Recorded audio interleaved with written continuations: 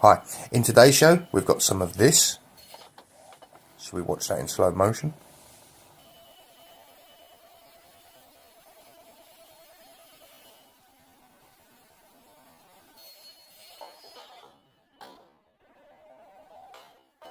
And wow, am I glad I put a grill on that extractor fan. And it just doesn't seem to be grinder day today.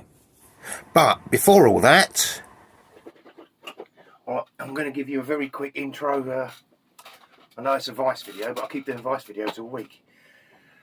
And if I wasn't doing Vice videos, I'd be talking to you. So I thought I'd do a little bit of talking on each video. Fast forward, Will, move on. Will, you called this a kitchen island the other day.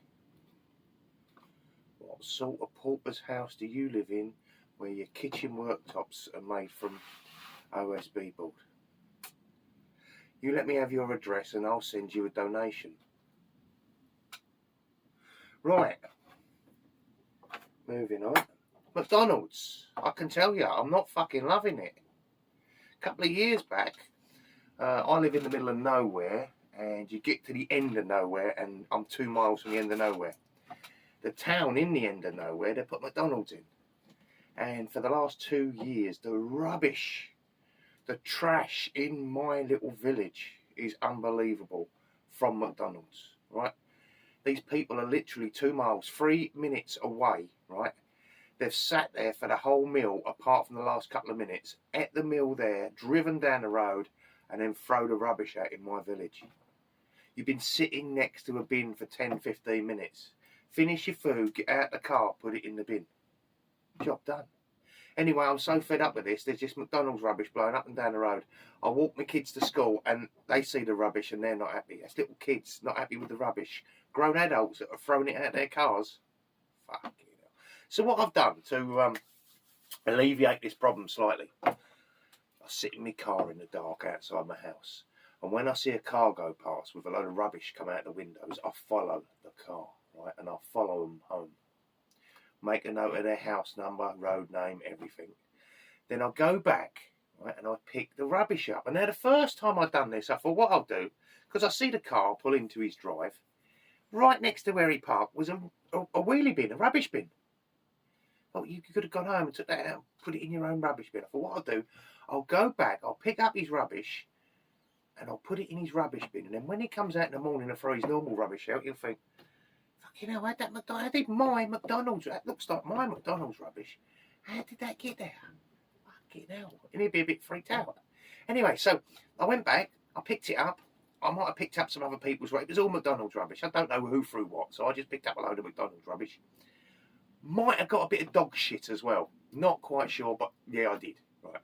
Went back to the bloke's house and I was just about to put it in his bin and I thought, now, these are the type of people, they throw their rubbish out of the car. They're not bothered. They'll look in the bin, they don't give a shit. So what I've done, I posted it through his letterbox. Dog shit and all. Now, I've done this quite a few times now, and I found the better effect happens when you give them extra dog shit.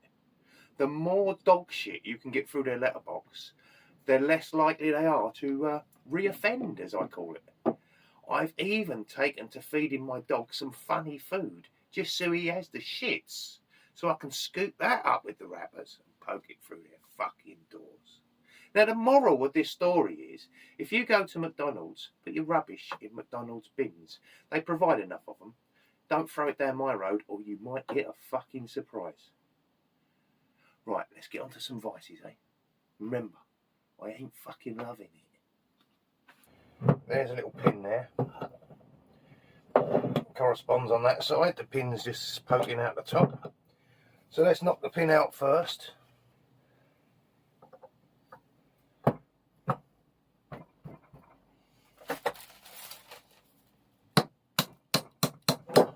pair of pliers ready.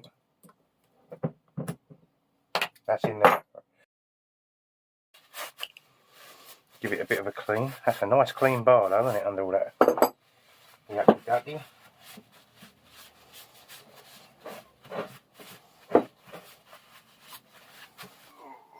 So we use this because this is the cheapest stuff in England. This is from Screwfix. England, Scotland, Wales, Ireland, Northern Ireland, and anywhere else that may have been in or opted out of the EU recently. There we go. Otherwise I offend people if I don't make them things. And this is just water.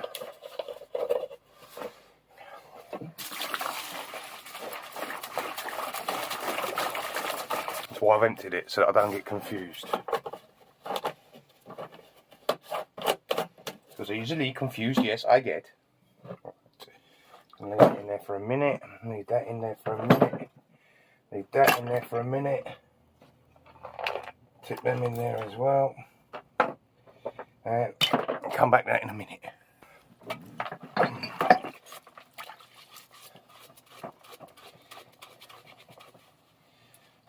Don't want to get any oil or grease on your wire wheel.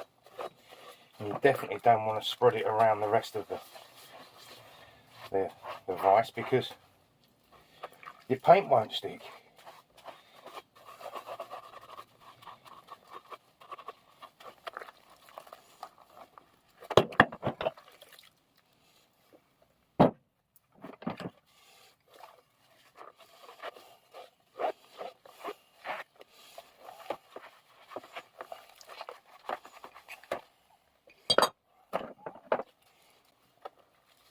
This ain't going to take much to get the paint off of this, is it, lads? That's nearly off already. That's what I like. I looked at one the other day that was nice and cheap, but it had been refurbished. It had been painted badly, and I thought, no, it's just, you never know how that's going to come off.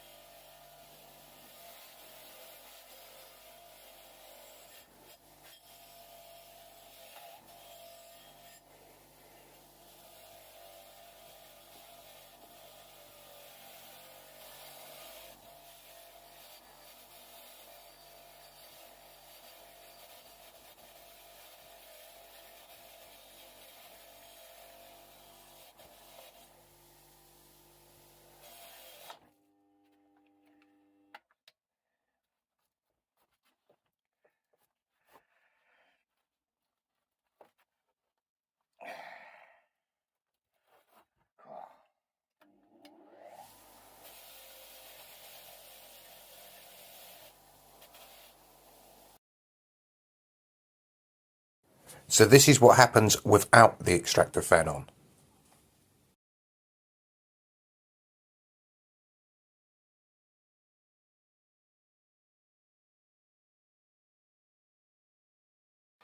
And this is how I shake my paint prior to spraying.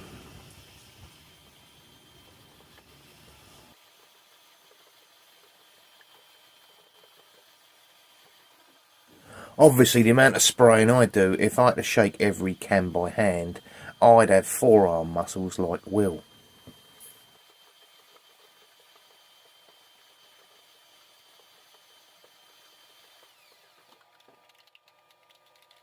Right, so the part that Scout Crafter loves best, what it looked like before.